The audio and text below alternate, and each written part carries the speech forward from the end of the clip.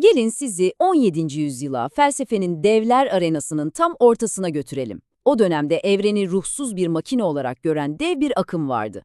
Ama bu akıma neredeyse tek başına kafa tutan bir isim ortaya çıktı. Ralph Cudworth. Peki Cudworth kendi çağının bu kadar sarsılmaz görünen fikirlerine meydan okuma cesaretini nereden buluyordu? İşte şimdi bu entelektüel isyanın peşine düşeceğiz. Bu felsefi yolculuğun bir de yol haritası var tabii. Önce sahneyi hazırlayan isimle yani Descartes'in o bölünmüş dünyasıyla başlayacağız.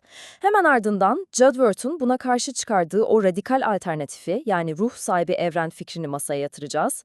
Sonra bilginin kaynağına dair nasıl taban tabana zıt düştüklerine bakıp bu fikirlerin evrenin amacına dair ne kadar farklı sonuçlar doğurduğunu göreceğiz. Ve en sonunda bu asırlık soruların günümüzde hala nasıl yankılandığını birlikte düşüneceğiz. Her şey 17. yüzyıl düşüncesine damgasını vuran o dev isimle başlıyor. René Descartes. Descartes'in fikri, Cudworth'un bütün felsefesinin hem çıkış noktasıydı hem de meydan okuyacağı en büyük kaleydi. Sanki eline keskin bir bıçak alıp gerçekliği tam ortasından ikiye ayırmıştı. Bir yanda zihin, diğer yanda madde. Descartes'a göre evren temelde iki farklı tözden yani iki ana malzemeden yapılmıştı. Bir tarafta elle tutamadığımız, gözle göremediğimiz ama varlığından emin olduğumuz düşünce ve bilinç dünyası vardı. Res cogitans yani düşünen töz. Diğer tarafta ise uzayda yer kaplayan, ölçebildiğimiz, biçebildiğimiz her şey. Yani res extensa, uzamlı töz. Kısacası bildiğimiz madde.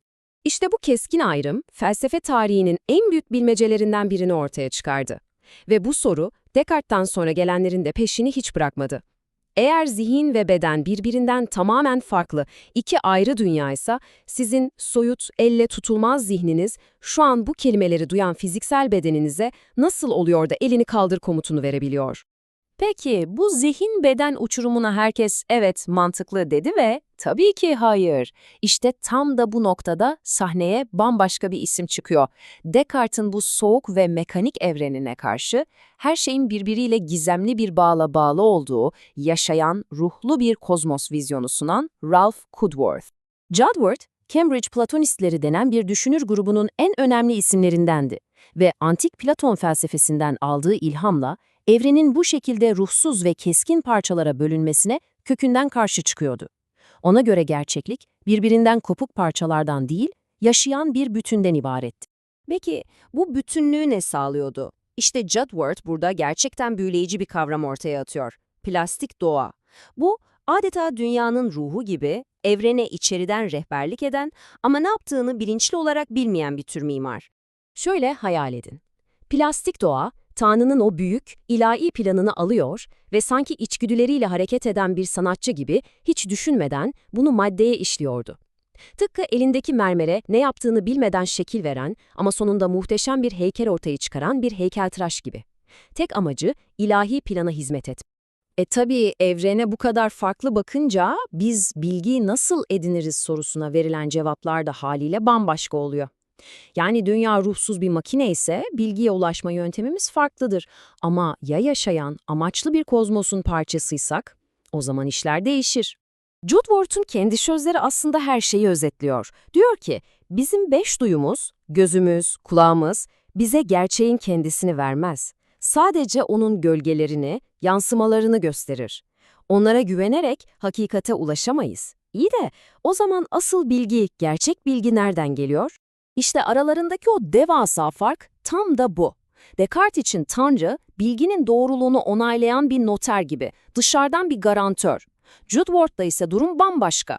Bizim zihnimiz zaten o ilahi zihnin bir parçası. Hakikate dışarıdan değil, ruhumuzdaki doğuştan gelen fikirlerle içeriden ulaşıyoruz. Yani birinde pasif bir alıcıyken, diğerinde hakikatin aktif bir katılımcısı. Bilgi konusundaki bu derin ayrılık bizi aslında çok daha büyük bir soruya getiriyor. İçinde yaşadığımız bu evrenin bir amacı var mı? Yoksa her şey sadece kör rastlantıların bir ürünü mü? Hadi şimdi bu iki dev ismin evren vizyonlarını bir çarpıştıralım.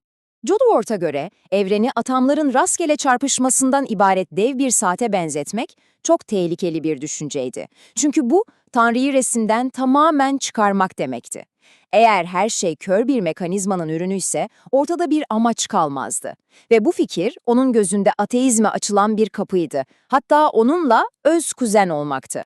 Hayır, Judworth için evren kesinlikle soğuk ruhsuz bir makine değildi. Tam tersine ilahi bir sanat eseriydi. Doğadaki o inanılmaz uyum, o karmaşık düzen, bunlar rastgele notaların bir araya gelmesiyle oluşamazdı. Arkasında mutlaka zeki bir bestecinin, o tek bir zihnin sanatı ve müzik becerisinin olması gerekiyordu. Peki tüm bu anlattıklarımız 17. yüzyılda kalmış tozlu bir felsefe tartışmasından mı ibaret? Yani bu soruların bugün bizim modern dünyamızda hala bir anlamı var mı? Judworth'un bize bıraktığı miras bence işte tam da bu. Bize diyor ki, evrene ölü bir madde yığını gibi bakmayın. Onu her parçasının birbiriyle konuştuğu, ilahi bir amaçla dolu, yaşayan, nefes alan bir bütün olarak görün. Bu, günümüzün tamamen materyalist dünya görüşüne karşı sunulmuş ne kadar da güçlü bir alternatif, değil mi?